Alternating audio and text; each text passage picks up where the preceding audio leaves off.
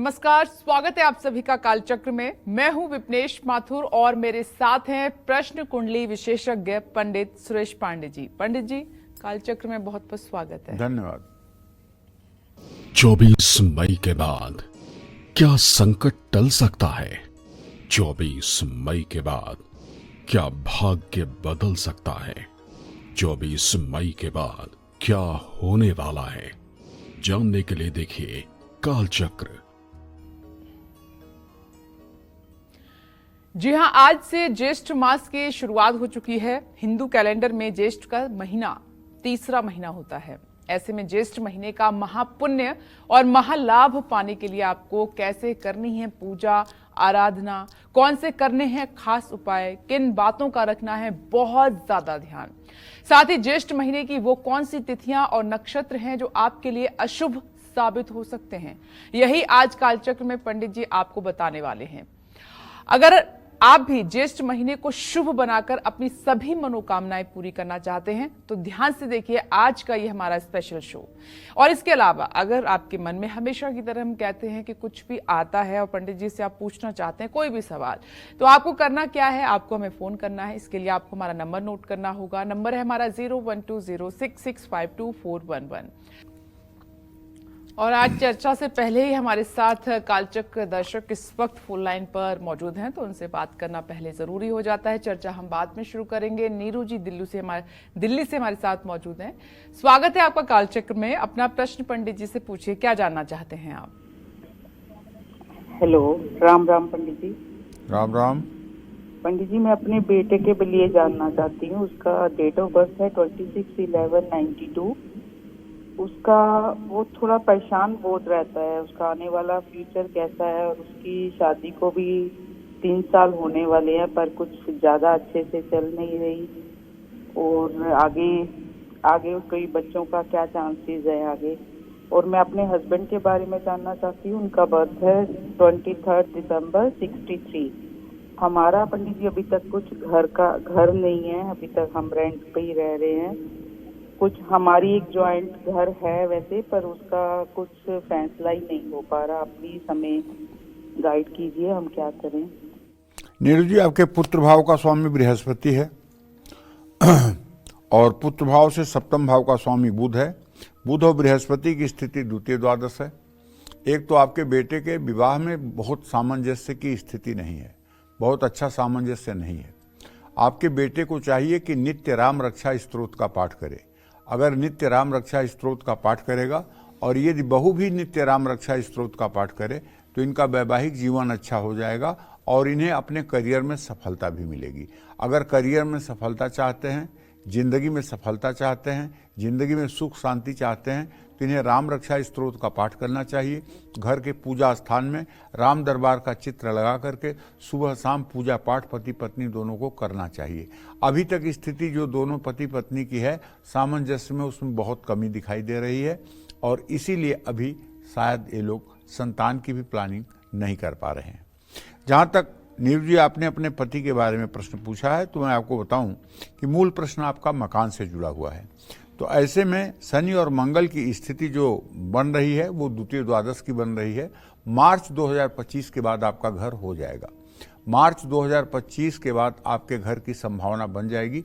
आपको चाहिए कि एक विश्वकर्मा जी की फोटो, एक विश्वकर्मा जी का चित्र अपने घर के पूजा स्थान में लगाएं और रोज उनको धूप दीप दिखाएं और घी का दिया जलाएं और उनसे प्रार्थना करें कि वो आपके लिए अच्छे घर का निर्माण करके उसकी व्यवस्था करें।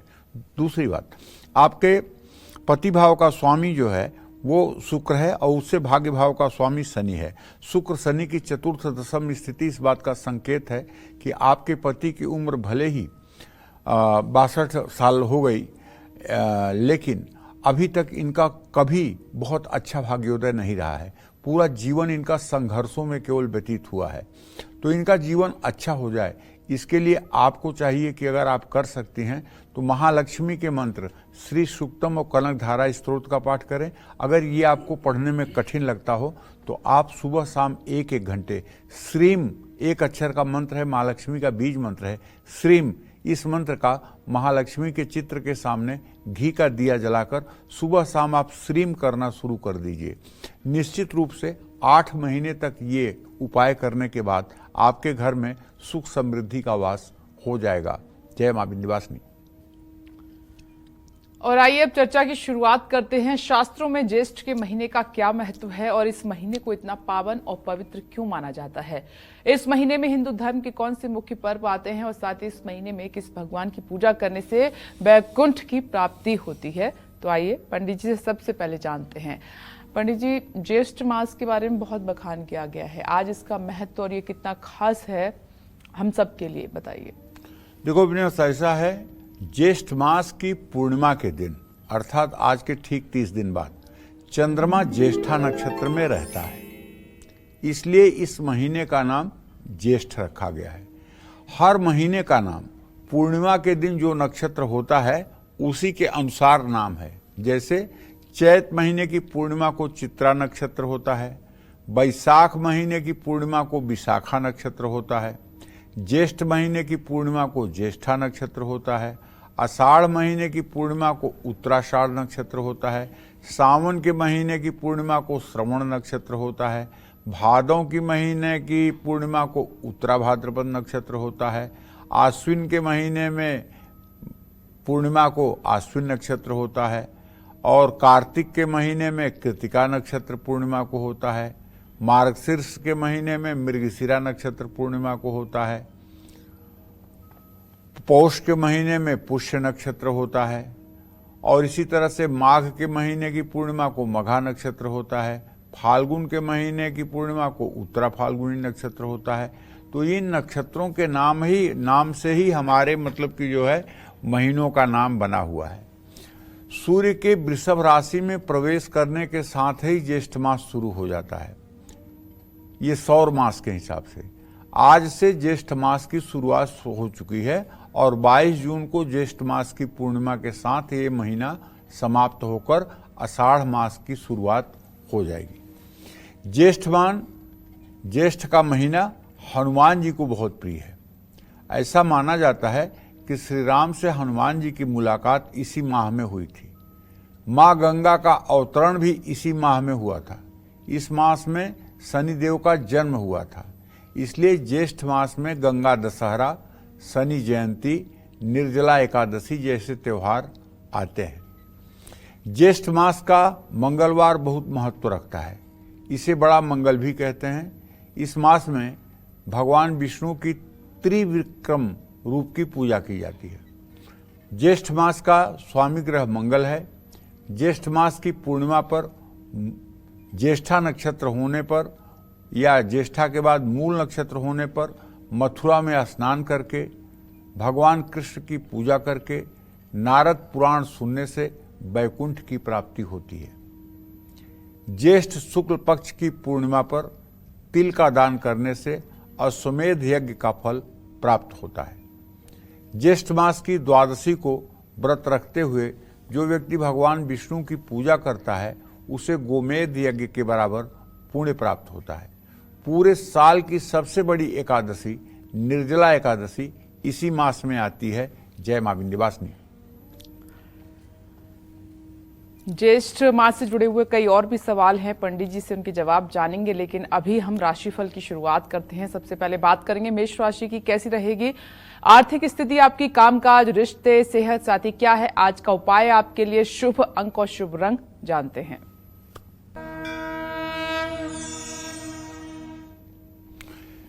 देखिए, आपके राशि में इस समय बुध की स्थिति है और आपके व्यय भाव में आपका राशि स्वामी मंगल राहु के साथ विराजमान है और चंद्रमा से इत्तेसाल कर रहा है पंचम नवम दृष्टि से। इसलिए मैं आपको एक सुझाव देना चाहूंगा कि आज अगर कहीं पैसा लगाना चाहते हैं तो दिन आपके लिए अच्छा नहीं है। चाहे वो शेयर हो, चाहे वो कमोडिटी हो, कहीं भी अगर आज आप पैसा लगाना चाहते हैं तो दिन आपके लिए शुभ नहीं है। बहुत सोच समझ करके ही निर्णय लीजिए, कहीं जल्दबाजी में किया गया निर्णय आत्मघाती न हो जाए।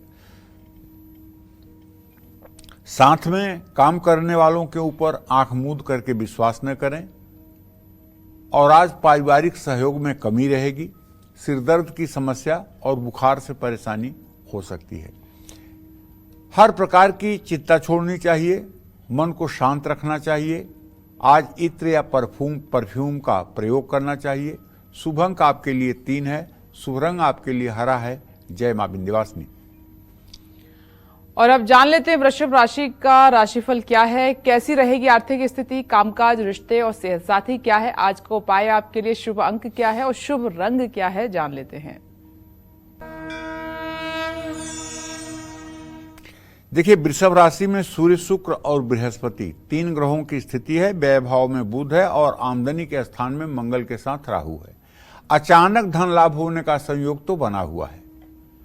और आज मुझे जो आपका ग्रह गोचर दिखाई दे रहा है स्वगृही शुक्र के नाते, उस पे मैं ये कह सकता हूं कि मुश्किल से मुश्किल काम भी अगर आज आप चाहें तो पूरा कर सकते हैं। जीवन साथी से पूरा प्यार मिलेगा। सकारात्मक सोच से आपकी सेहत ठीक रहेगी। मूड स्विंग्स मतलब मस्तिष्क परिवर्तन आपको परेशान कर सकता है, इसलिए तांबे के लोटे से सूर्य को जल अर्पित करिए। शुभ अंक आपके लिए 1 है। शुभ रंग आपके लिए गुलाबी है। जय मां विंध्यवासिनी। ज्येष्ठ महीने की वो अशुभ तिथियां और नक्षत्र जिनको ध्यान में रखते हुए ही हमें अपने जरूरी काम करने चाहिए। पंडित जी से अगला सवाल हमारा यही है। पंडित जी, अब इस बारे में बताइए। देखिए, सबसे पहले मैं आपको बताता हूं कि ज्येष्ठ मास में कौन से नक्षत्र शुभ नहीं माने जाते हैं, उनमें क्या नहीं करना चाहिए। अगर कागज कलम हो तो ले लीजिए, नोट कर लीजिए, आपके काम आएगा। ज्येष्ठ मास में उत्तराषाढ़ और पुष्य नक्षत्र को शून्य नक्षत्र माना जाता है। इन नक्षत्रों में कोई भी महत्वपूर्ण कार्य करने से सफलता नहीं मिलती है। इन नक्षत्रों में कोई भी जरूरी काम करने से धन का नाश होता है। 27 मई और 23 जून को उत्तराषाढ़ नक्षत्र है। 9 जून को पुष्य नक्षत्र है। अब मैं आपको बताता हूं कि ज्येष्ठ मास में कौन सी तिथियां अशुभ होती हैं। ज्येष्ठ मास के कृष्ण पक्ष की चतुर्दशी तिथि और शुक्ल पक्ष की त्रयोदशी तिथि शून्य तिथियां होती हैं। इन तिथियों में भी कोई शुभ काम नहीं करना चाहिए। इस बार ज्येष्ठ मास के कृष्ण पक्ष की चतुर्दशी तिथि 4 जून को है और शुक्ल पक्ष की त्रयोदशी तिथि 19 जून को है। तो 4 जून और 19 जून को कोई कार्य शुरू नहीं करना चाहिए। आपको महत्वपूर्ण कार्य करने से परहेज करना चाहिए। इन बातों का अगर आप ध्यान रखें तो शायद आप नकारात्मक परिणाम से बच सकते हैं। जय मां विंध्यवासिनी। अश्वनी जी गाजियाबाद से इस वक्त हमारे साथ फोन लाइन पर मौजूद हैं। स्वागत है आपका कालचक्र में। अपना प्रश्न पंडित जी से पूछिए। पंडित जी नमस्ते। हाँ, सुखी रहिए भैया। पंडित जी, मेरा नाम अश्वनी जैन है और मेरे 2 क्वेश्चन हैं। मेरा एक तो जो है मेरी हेल्थ बहुत खराब रहती है और दूसरा मेरी पैतृक संपत्ति में बहुत विवाद है। बस ये बस 2 यही। दूसरा प्रश्न क्या है आपका? मेरा वो पेरेंटल प्रॉपर्टी जो घर की पैतृक संपत्ति, हम 3 भाई हैं, हमारा बहुत कोशिश कर ली, विवाद सुलझ नहीं रहा, घर नहीं बिक रहा हमारा। हम चाह रहे हैं घर बेच के हम अलग अलग हो जाएं तीनों भाई। देखिए, पहले प्रश्न का उत्तर तो यह है कि आपके 6ठे भाव में केतु है। रोग स्थान में अगर अश्विनी केतु हो तो वो नसों से संबंधित रोग देता है। नसों का खिंचाव, नसों से संबंधित रोग देता है, ब्रेन से रिलेटेड परेशानियां देता है, शरीर में दर्द की स्थिति देता है। इसके लिए तो मैं आपको एक सुझाव दूंगा कि आप मतलब कि किसी अच्छे सुयोग्य चिकित्सक से परामर्श लेने के साथ साथ ओम गंग गणपतये नमः, ये गणेश जी का मंत्र है। इस मंत्र का 10 माला रोज जप करना शुरू करिए और भगवान गणेश की पूजा करना शुरू करिए। ओम गंग गणपतये नमः, इस मंत्र का रोज 10 माला जप करने से निसंदेह छोटी सी भी दवाई आपके सेहत को ठीक करने में कामयाब हो जाएगी। दूसरा प्रश्न आपने प्रॉपर्टी के बारे में किया है, तो आपके दूसरे प्रश्न के हिसाब से चंद्रमा से चतुर्थ भाव में शनि है। शनि और मंगल की स्थिति जो है वो द्वितीय द्वादश की है। अभी मार्च 2025 तक, जब तक शनि कुंभ राशि में गोचर करेंगे, तब तक पेरेंटल प्रॉपर्टी का कोई समाधान मिलना बड़ा मुश्किल लग रहा है। अगर आप शनिवार की शाम सुंदरकांड का पाठ करना शुरू कर दें तो निश्चित रूप से कोई न कोई रास्ता निकलेगा और पेरेंटल प्रॉपर्टी का जो डिस्प्यूट है वो ठीक होगा और उसका लाभ आपको मिलेगा। जय मां विंध्यवासिनी। आइए अब बात कर लेते हैं मिथुन राशि की। कैसा रहेगा पूरा दिन आपका, जान लेते हैं।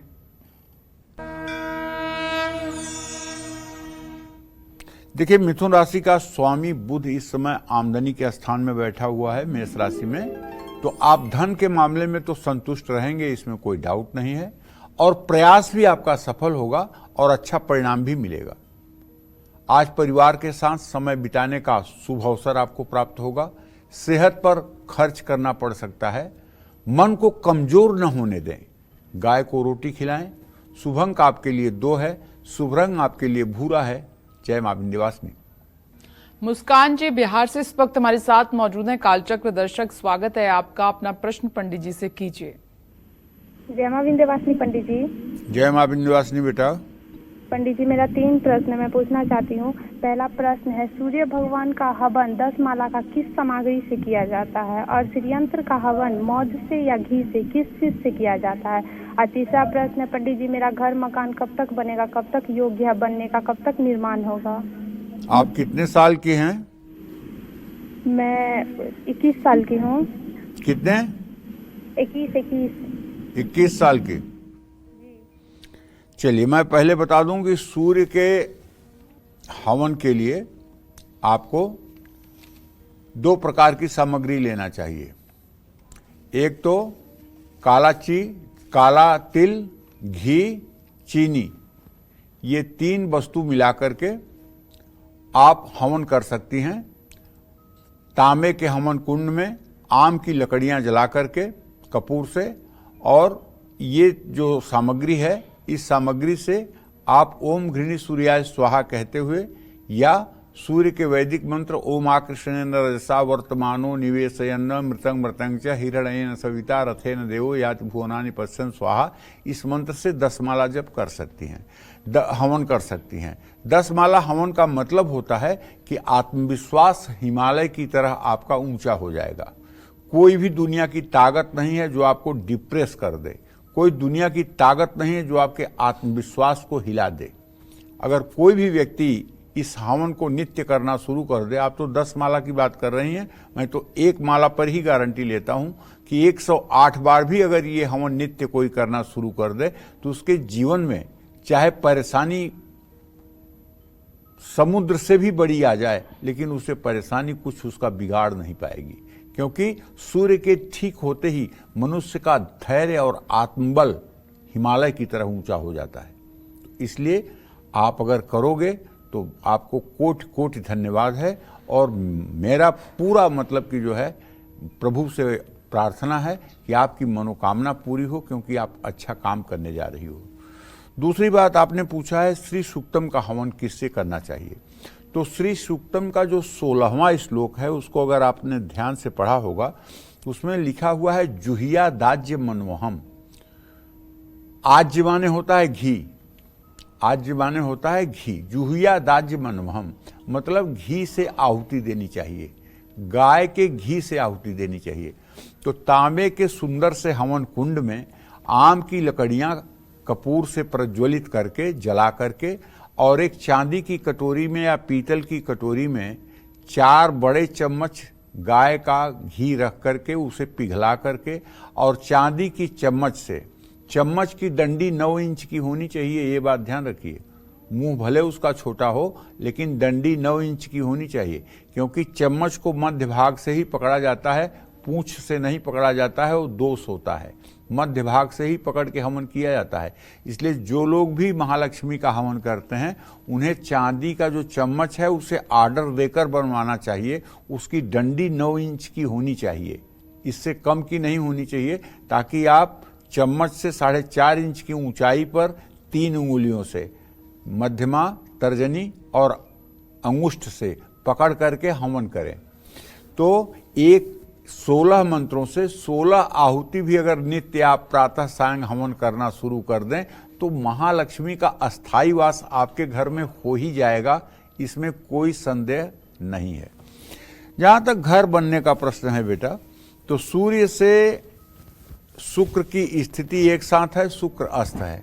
अभी दूर दूर तक घर बनने की संभावना नहीं दिखाई दे रही है, बहुत समय लगेगा।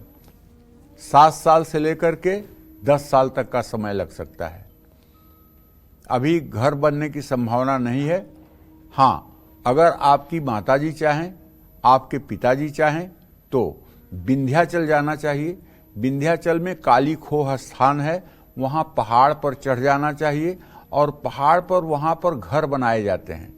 अगर उन पत्थरों को इकट्ठा करके घर बना दें पहाड़ पर और ये उपाय 2-3 नवरात्रों में कर दें तो निश्चित रूप से आपका घर जल्दी हो जाएगा। जय मां विंध्यवासिनी।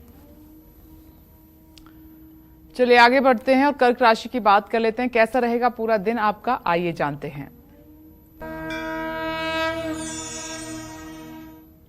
देखिए, कर्क राशि का स्वामी चंद्रमा इस समय नीच राशि में है। ये अच्छी बात तो नहीं है ना। तो आमदनी के लिए खूब प्लानिंग करनी होगी और खूब पसीना बहाना होगा। बहुत आसान नहीं है आज काम में सफलता मिलना। और सबसे बड़ी बात यह है कि जब आपका राशि स्वामी चंद्रमा नीच राशि में पंचम भाव में गोचर कर रहा है तो आपके ऊपर काम का दबाव भी बढ़ेगा और सहयोगी बेवजह कलेश करेंगे। आज चुप रहना आपके लिए ज्यादा अच्छा है। और अगर आपने जीवन साथी को अवॉइड करने की कोशिश किया या समय नहीं दिया तो बेवजह घर में तकरार बढ़ेगी। आंखों में तकलीफ हो सकती है। तनाव को खुद पर हावी न होने दें। बादाम किसी मंदिर में दान करें। शुभ अंक आपके लिए 1 है। शुभ रंग आपके लिए हल्का नीला है। जय मां विंध्यवासिनी। ब्रेक का वक्त है, लेकिन उससे पहले दर्शक हमारे साथ मौजूद हैं। सुनीता जी, बधाइयों से स्वागत है आपका कालचक्र में। पूछिए अपना सवाल पंडित जी से। पंडित जी नमस्ते। हाँ, सदा शुक्र। पंडित जी नमस्ते। नमस्ते। मैं भी बहुत परेशानी हूँ। पति भी आए दिन बीमार रहते हैं और घर बनने का भी कोई नहीं है। सुनीता जी, आप कितने साल की हैं? 45 साल के। अच्छा, तो मैं आपको बता दूं कि आपके पति भाव का स्वामी सूर्य और उससे छठे भाव का स्वामी शनि, दोनों की चतुर्थ दशम स्थिति है। आपके पति को नसों में खिंचाव, हड्डियों में दर्द की स्थिति हर समय बनी रहती है। हर समय हल्का सा इन्हें बुखार भी लगा रहता है। तो आप इनको दवाई तो करवाएंगी ही, ऐसा तो है नहीं कि आप इलाज नहीं करवाएंगी। इनको चाहिए कि रोज स्नान करने के बाद जो भस्म विभूति शिव जी को लगाई जाती है, वही भस्म विभूति अपने घर ले आए 1 पैकेट और उसको एक कटोरी में रख करके दोनों हाथों में मसल कर लगा करके और अपने पूरे शरीर में लगा लें। अगर ये उपाय 40 दिन लगातार कर लें तो इनके सेहत में राहत मिलनी शुरू हो जाएगी। अगर 40 दिन में स्वास्थ्य पूर्ण रूप में ठीक न हो तो इसे ज़्यादा दिनों तक इस उपाय को करना चाहिए। भगवान शिव की भस्म विभूति शरीर में लगाने से सब प्रकार के रोग दोष नष्ट होते हैं और निरोगी काया मिलती है, इसमें कोई संदेह नहीं है। जय मां विंध्यवासिनी। आदित्य जी हावड़ा से, पश्चिम बंगाल से हमारे साथ मौजूद हैं। स्वागत है आपका कालचक्र में। प्रश्न कीजिए पंडित जी से अपना। हेलो। हाँ, बोलिए। हाँ पंडित जी, पावला जी। सदा सुखी रहिए। हाँ, मेरे 2 प्रश्न है पंडित जी। बोलिए। हेलो। हाँ, बोलिए। हाँ, मेरे लड़के का नाम आदित्य कुमार यादव। अब आपका क्या नाम है? पन्नालाल यादव।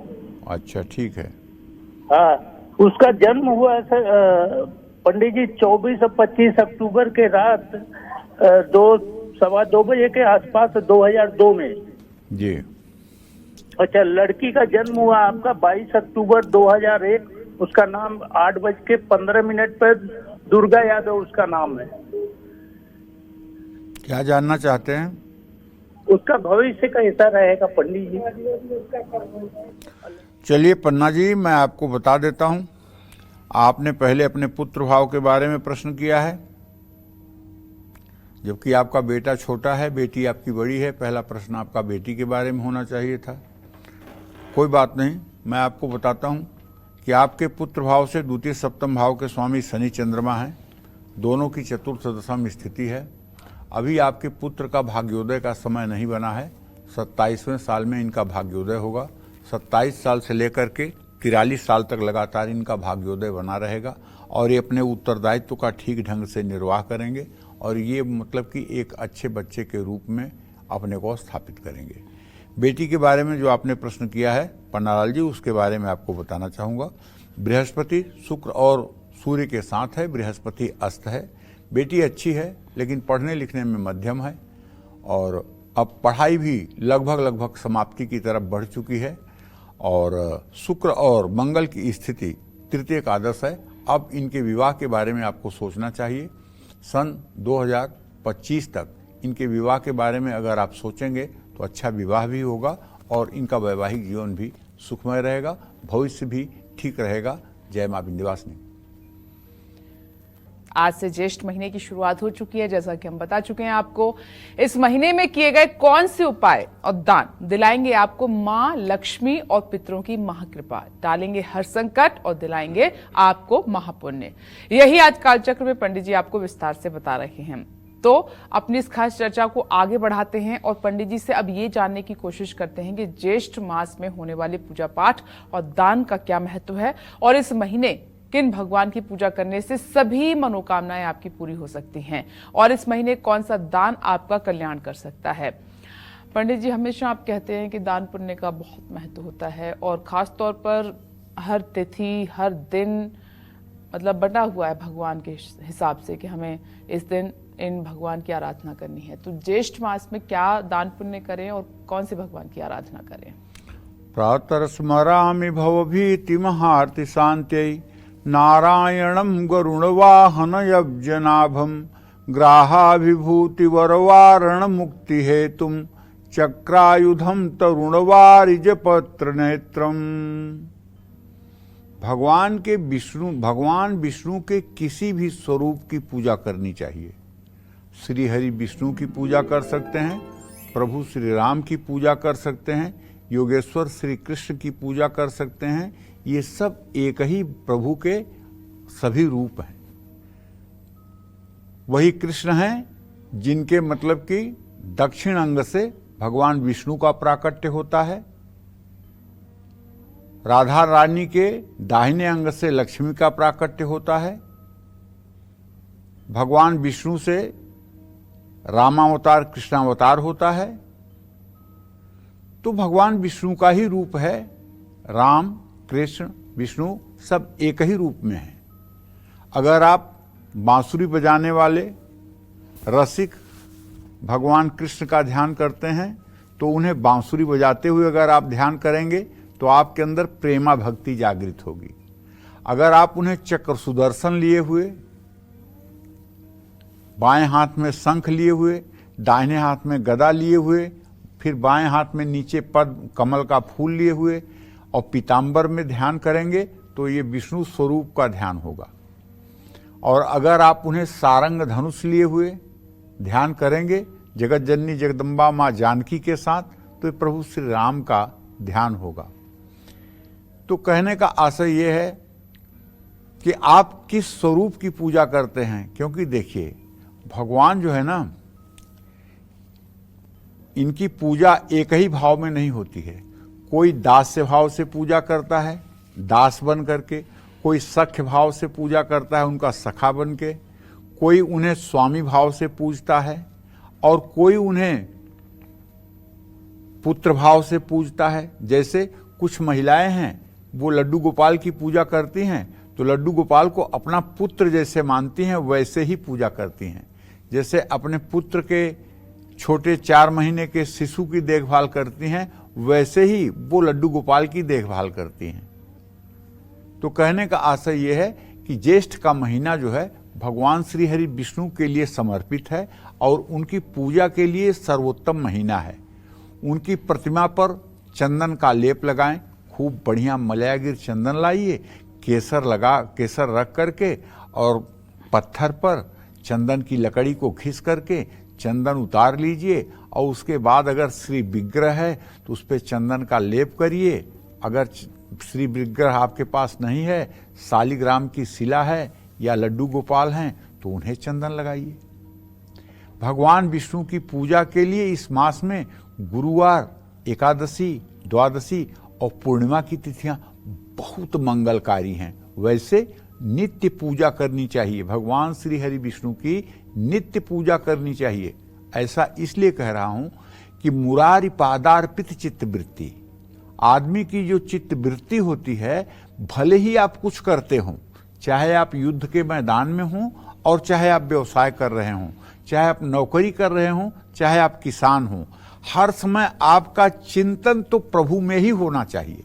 लेकिन अगर आप गृहस्थ धर्म में हैं और गृहस्थ धर्म के माया जाल से आपको छुटकारा नहीं मिल पा रहा है, तो आप कम से कम जेठ के महीने में एकादशी को, द्वादशी को और पूर्णिमा को 3 दिनों में तो आपको जरूर भगवान विष्णु की पूजा कर लेनी चाहिए। क्योंकि एक बात बहुत अच्छी तरह से जान लीजिए कि भवसागर से पार इनके अलावा कोई उतार नहीं सकता है। बारी मथे घृत होई बरु, सिकता ते बरु तेल, बिनु हरि भजन न भव तरी, यह सिद्धांत अपेल।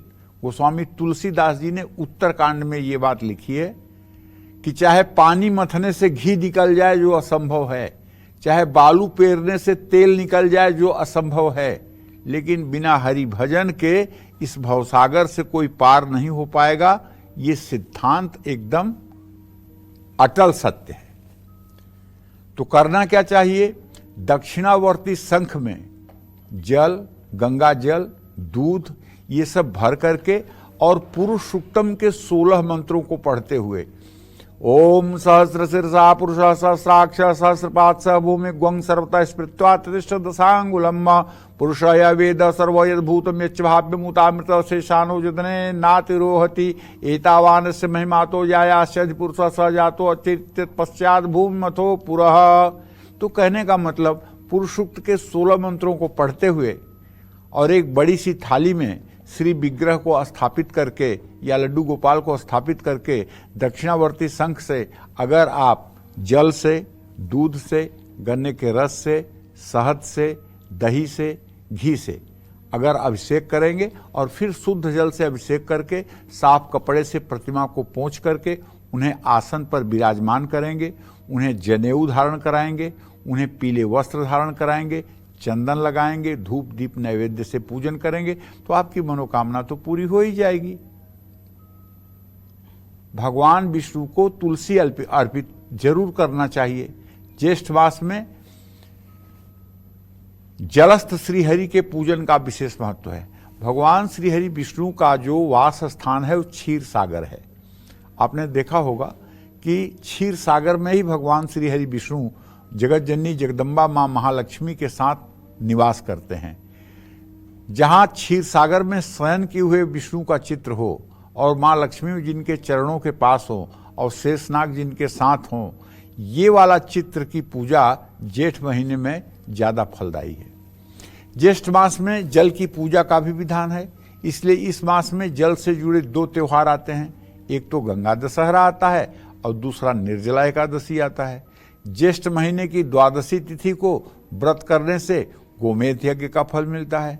शिव पुराण के अनुसार ज्येष्ठ महीने में तिल का दान करने से शक्ति और आयु बढ़ती है। इसके साथ ही अश्वमेध यज्ञ जैसा फल भी मिलता है। शिव पुराण के अनुसार ज्येष्ठ मास में तिल का दान करना बलवर्धक और मृत्यु निवारक होता है। ज्येष्ठ मास में छाता, पंखा और पानी दान करना शुभ होता है। अब आज परिस्थितियां बदली हैं, ना आप पंखा का दान करके कोई बहुत फायदा पाएंगे न कुछ। हाँ, आप किसी धर्म स्थान में, जहाँ धार्मिक धर्म स्थान हो, जहाँ ढेर सारे यात्री, ढेर सारे श्रद्धालु जाते हों, वहाँ आप एयर कंडीशनर, अगर आपकी आर्थिक स्थिति अच्छी है तो एयर कंडीशनर मतलब एसी लगवा दीजिए, कूलर लगवा दीजिए, बिजली के पंखे लगवा दीजिए और इतना कृपा जरूर करिएगा कि उस पर अपना नाम मत लिखवा दीजिएगा कि सौजन्य से, नहीं तो वो सब किया दिया आपका बेकार हो जाएगा। अगर नाम लिखवाया नहीं कि फल खत्म, और अगर गुपचुप लगवा दिया आपने और उसका किसी से आपने प्रचार नहीं किया, उसका आपने किसी से चर्चा नहीं किया, तो आप विश्वास करिए आपके अविनाशी बैंक में वो जमा हो गया और जब आप यहाँ से यात्रा के लिए प्रस्थान करेंगे वो सब जोड़ करके आपके अकाउंट में आपको मिल जाएगा। ज्येष्ठ मास में रविवार का व्रत करने से तरक्की होती है, सेहत अच्छी रहती है, आमदनी बढ़ती है, मान सम्मान बढ़ता है, आत्मविश्वास की वृद्धि होती है। जय मां विंध्यवासिनी। सिंह राशि की बात कर लेते हैं, कैसा रहेगा आज पूरा दिन आपका, जानते हैं। देखिए, सिंह राशि के जातकों को बताना चाहूंगा कि आपका राशि स्वामी सूर्य इस समय वृषभ राशि में 9 अंश 15 कला पर गोचर कर रहा है। वैसे आपका सेविंग्स किया हुआ पैसा, आपका बचत किया हुआ पैसा आज आपके काम आ सकता है। प्रभावशाली लोगों से आपका संपर्क जुड़ेगा, परिवार के साथ यात्रा का योग बन रहा है। भागदौड़ के कारण शरीर में दर्द हो सकती है। धैर्य रखेंगे तो अच्छा फल मिलेगा। किसी जरूरतमंद को कपड़ा दान करें। शुभ अंक आपके लिए 3 है, शुभ रंग आपके लिए बैगनी है। जय मां विंध्यवासिनी। ज्येष्ठ मास में कौन से खास उपाय करने से पापों से मुक्ति मिलती है? मनचाही नौकरी का योग बनता है, पितृदोष और मांगलिक दोष के बुरे प्रभाव दूर होते हैं और अकाल मृत्यु का भय खत्म हो जाता है। पंडित जी बताइए कैसे? देखिए, स्कंद पुराण के अनुसार ज्येष्ठ मास के शुक्ल पक्ष की प्रतिपदा तिथि को दशाश्वमेध तीर्थ में स्नान करने से जन्म भर के पापों से मुक्ति मिलती है। आप सोचेंगे ये दशाश्वमेध कहाँ है? काशी में, जहाँ काशी विश्वनाथ बाबा का ज्योतिर्लिंग है, उसके दक्षिण दिशा में 150 मीटर की दूरी पे दशाश्वमेध घाट है, गंगा जी के किनारे। वहाँ स्नान करने पर सचमुच में कई यज्ञों का फल मिलता है। और वहाँ स्नान करके अगर आप आकर के भोले बाबा का दर्शन पूजन करते हैं तो आपके जन्म जन्मांतर के पाप क्षय हो जाते हैं। जन्म भर के पापों से मुक्ति मिल जाती है। सिर्फ आपको विश्वास होना चाहिए। कई बार मैंने कार्यक्रम में बता दिया है कि अगर विश्वास नहीं है तो रोज गंगा नहाइए, कोई मतलब नहीं। और अगर विश्वास है कि गंगा नहाने में पाप से मुक्ति मिल जाएगी तो जिंदगी में एक बार भी गंगा नहाएंगे तो आपके सारे पाप धुल जाएंगे। विश्वास की बात है, सारी बात विश्वास की है। अरे दुर्योधन को विश्वास नहीं था, भगवान खुद जाकर के उसको समझा रहे हैं, लेकिन वो भगवान को भगवान मान ही नहीं रहा है। तो मानने की बात है, विश्वास की बात है। अर्जुन ने माना, विदुरानी ने माना, विदुर ने माना, भीष्म पितामह ने माना, लेकिन दुर्योधन को तो इतना समझाए तब भी नहीं माना। उल्टा वो उन्हीं को बांधने चला था। तो कहने का मतलब यह है कि सबसे बड़ी बात है मनुष्य को यह स्वतंत्रता है मानने न मानने की। हम प्रभु को माने, जब तक मानेंगे नहीं तब तक कैसे हम उनको जानेंगे। तो ज्येष्ठ मास की शुक्ल पक्ष की द्वितीया तिथि को रुद्र सरोवर में स्नान करने से 2 जन्मों के पाप तुरंत मिट जाते हैं। ज्येष्ठ मास में शुक्ल पक्ष की 10वीं तिथि तक हर तिथि में स्नान करने वाला व्यक्ति हर जन्म के पापों को त्याग देता है। ज्येष्ठ मास में आने वाले त्योहार गंगा दशहरा पर गंगा में स्नान करने से व्यक्ति को यमराज की यातनाएं नहीं झेलनी पड़ती हैं। ज्येष्ठ मास की पूर्णिमा तिथि में पितरों को तर्पण करने से पितर दोष के बुरे प्रभाव कम होते हैं। जिन लोगों की जन्म कुंडली में मंगल दोष है उनको ज्येष्ठ मास में तांबा गुड़ का दान करना चाहिए। देवी लक्ष्मी की कृपा प्राप्त करने के लिए ज्येष्ठ मास में पशु पक्षियों के भोजन और जल की व्यवस्था करनी चाहिए। पशु पंछियों के लिए जल की व्यवस्था करने से ग्रह दोष दूर होते हैं। हर रोज सूर्य को जल देने से मान सम्मान बढ़ता है, मनचाही नौकरी मिलती है। जेठ के महीने में तिल का दान करने से पेट के रोगों में आराम मिलता है और अकाल मृत्यु का भय नहीं रहता है। ज्येष्ठ मास में हनुमान चालीसा और सुंदरकांड का पाठ करना चाहिए। ज्येष्ठ मास के कृष्ण पक्ष की चतुर्दशी तिथि को भगवती सावित्री की उपासना करने से व्यक्ति चिरंजीवी, ज्ञानी और वैभव संपन्न हो जाता है। जय मां विंध्यवासिनी। तो कन्या राशि वाले जातकों का आज पूरा दिन कैसा रहने वाला है, जान लेते हैं।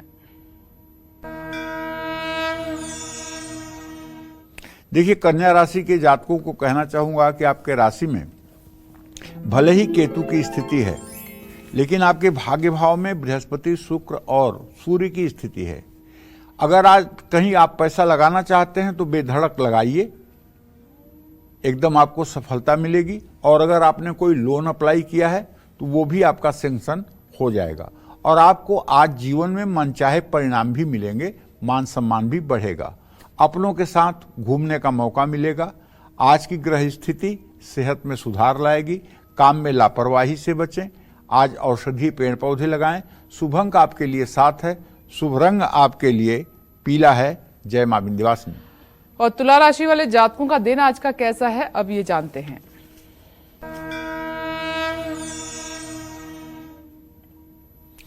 तुला राशि के जातकों को बताना चाहूंगा कि इस समय तो बुध की ही पूर्ण दृष्टि है आपके राशि पर और आपके पंचम भाव में शनिदेव बैठे हुए हैं। अगर आप विदेश से जुड़ा कोई काम करेंगे तो धनहानि हो सकती है, क्योंकि बुध के ऊपर शनि की पूर्ण दृष्टि हो गई है। विदेश से जुड़ा कोई काम करेंगे, जैसे विदेश जाने के लिए किसी को आप पैसा देंगे कि मुझे विदेश भेज दीजिए, तो जरूर आपके साथ चीटिंग होगी और वो पैसा आपका डूबेगा। इसी तरह से विदेश से संबंधित कहीं भी अगर आज आप पैसा लगाते हैं या किसी को देते हैं तो वो आपका गलत डिसीजन होगा, मान लीजिएगा। अवसर का लाभ उठाएंगे तो तरक्की मिलेगी। अपनों की तरफ आक्रामक ना हो। शरीर में दर्द हो सकता है, संभल कर फैसले लेने होंगे। अपने माथे पर केसर का तिलक लगाएं। शुभ अंक आपके लिए 4 है। शुभ रंग आपके लिए सफेद है। जय मां विंध्यवासिनी। सुखी, संपन्न और सेहतमंद रहने के लिए ज्येष्ठ मास में हमें किन बातों का विशेष तौर पर ध्यान रखना चाहिए और ऐसे काम जिन्हें इस महीने हमें भूलकर भी नहीं करना चाहिए, आइए जान लेते हैं। पंडित जी बताइए। चलिए, अब मैं आपको बताता हूं कि ज्येष्ठ मास में आपको क्या करना चाहिए और क्या नहीं। इस मास में बेल खाइए। बेल खाने का मतलब जो बेल का फल होता है उसका शरबत बना करके अगर पूरे ज्येष्ठ महीने में सेवन किया जाए तो 12 महीने आप पेट के रोगी नहीं होंगे। अगर आप डायबिटिक शुगर के पेशेंट हैं तो बेल के शरबत में चीनी न डालें, केवल बेल का शरबत बना करके आप पिएं। ये आपके स्वास्थ्य को नुकसानदायक नहीं होगा। और यदि डायबिटीज नहीं है उसमें हल्की सी चीनी भी आप डाल सकते हैं। हरी सब्जियां, सत्तू, रस वाले फलों का सेवन करें। ज्येष्ठ मास में पानी की बर्बादी नहीं करनी चाहिए। ज्येष्ठ मास में मसालेदार भोजन का सेवन नहीं करना चाहिए और दिन के समय में सोना नहीं चाहिए। ज्येष्ठ मास में बार बार भोजन नहीं करना चाहिए। ज्येष्ठ मास में बड़े बच्चे का मुंडन भी नहीं करवाना चाहिए। ज्येष्ठ मास में नए घर में प्रवेश भी नहीं करना चाहिए। ज्येष्ठ मास में जन्मे बच्चे का इस मास में विवाह नहीं करना चाहिए।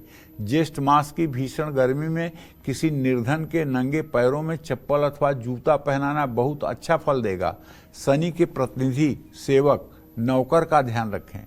शनि के वाहन कौवे को नित्य भोजन से पूर्वग्रास देने से बड़ी राहत मिलती है। अब मैं आपको बताता हूं कि ज्येष्ठ मास में क्या नहीं करना चाहिए। महाभारत के अनुशासन पर्व में लिखा है, ज्येष्ठा मूलम तु यो मासम मेक भक्तेन संक्षिपेत ऐश्वर्यम मतुलम श्रेष्ठम पुमान स्त्री वा प्रपद्यते।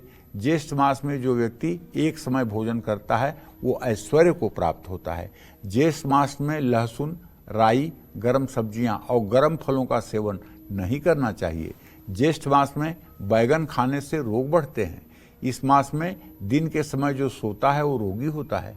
ज्येष्ठ मास में ज्येष्ठ पुत्र या पुत्री का विवाह करना शुभ नहीं होता है।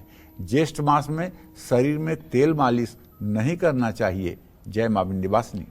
और आगे बढ़ते वृश्चिक राशि की बात कर लेते हैं। आपका दिन आज और आपका भाग्य कैसा रहेगा, जान लेते हैं।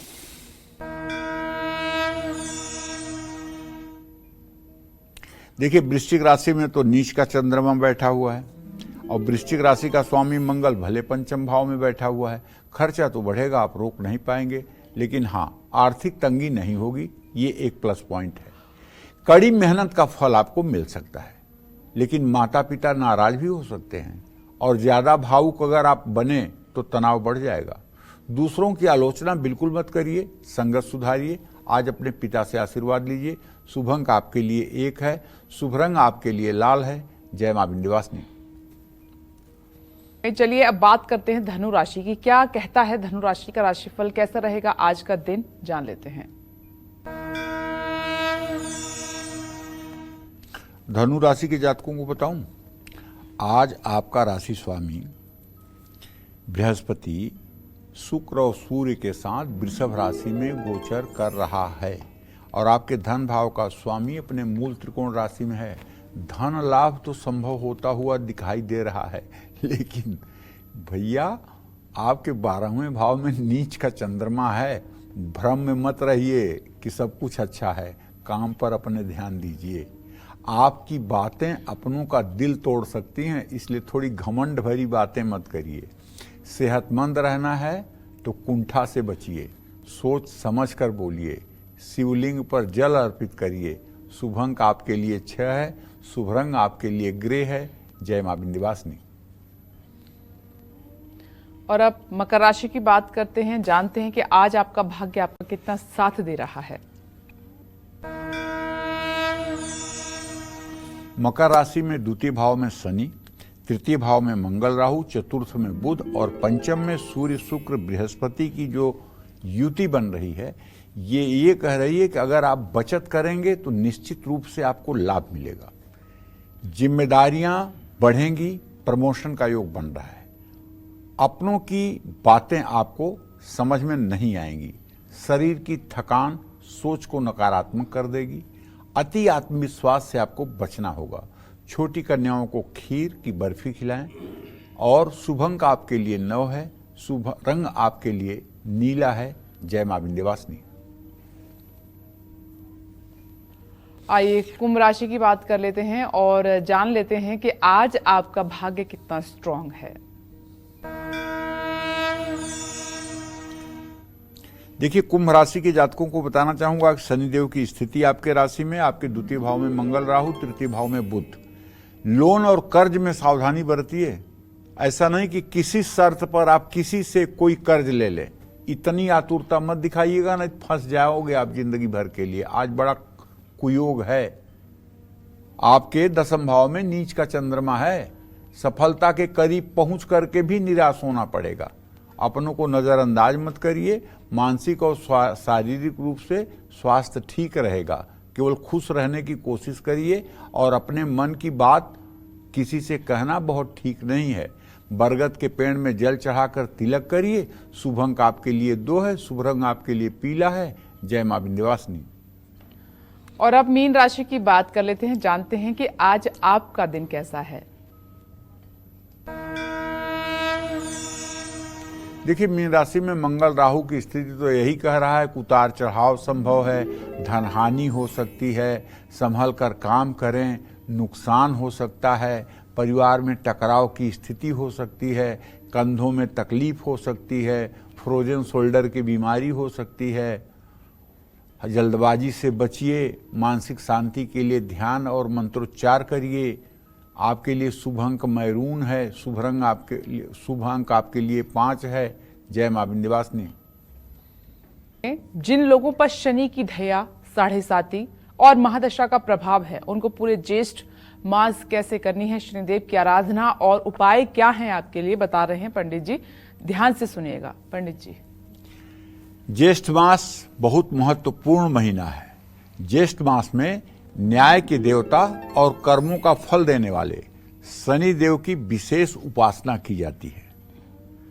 शनि देव का जन्म ज्येष्ठ मास की अमावस्या तिथि को हुआ था, ऐसा हमारे शास्त्रों की मान्यता है।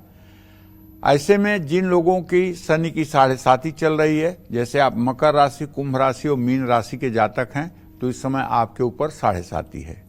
कर्क या वृश्चिक राशि के जातक हैं तो आपके ऊपर शनि की ढैया चल रही है। 7.5 या ढैया से अगर आप परेशान हैं या शनि की महादशा जो 19 वर्षों की होती है वो आपके ऊपर चल रही है, तो आपको चाहिए कि शनि अमावस्या के दिन यानी 6 जून को शनि शांति कर्म, शनि से जुड़ी पूजा और अनुष्ठान दान जरूर करवाने चाहिए। ओम संग सनश्चराय नमः। कितना छोटा मंत्र है, ओम संग सनश्चराय नमः। चाहे कितना ही शनि आपके जीवन पर खराब असर कर रहा हो, लेकिन अगर इस मंत्र का जप आप 26,000 शनिवार के दिन इस मंत्र का 26,000 जप अगर आप कर लें, तो मैं दावे के साथ कह सकता हूं 6 जून को अमावस्या है और 7 जून से ही आपकी जिंदगी बदल जाएगी। ये कोई मेरा बड़बोलापन नहीं है, ये एकदम आजमाया हुआ उपाय है। शनिदेव बड़े दयालु और कृपालु हैं। शनि के मंत्र के जप का शास्त्र में 23,000 विधान है और 23,000 का दशांश जोड़ करके 26,000 बनता है। और 26,000 मंत्रों का जप सुबह 4 बजे भोर से लेकर के सायंकाल तक आप बड़े आराम से रुद्राक्ष की माला पर कर सकते हैं, तो कर लीजिएगा। और शनि जयंती पर शनि आपकी मूल त्रिकोण राशि इस समय कुंभ राशि में विराजमान है, तो कुंभ, मकर और मीन राशि वालों पर शनि की 7.5 चल रही है, जबकि कर्क और वृश्चिक राशि पर शनि की ढैया चल रही है। ऐसे में इन 5 राशियों को शनि जयंती पर शनि देव की पूजा जरूर करनी चाहिए। जय मां विंध्यवासिनी। पंडित जी, आपका बहुत बहुत धन्यवाद। दर्शकों को इतनी महत्वपूर्ण जानकारी आपने दी। और इसी के साथ हम उम्मीद करते हैं विषय आज का हमारा पसंद आया होगा। कल एक नए विषय के साथ और आपकी परेशानियों को दूर करने के लिए ढेरों उपाय लेकर हम आएंगे पंडित सुरेश पांडे जी के साथ। तब तक के लिए काल चक्र की टीम को दीजिए इजाजत। नमस्कार।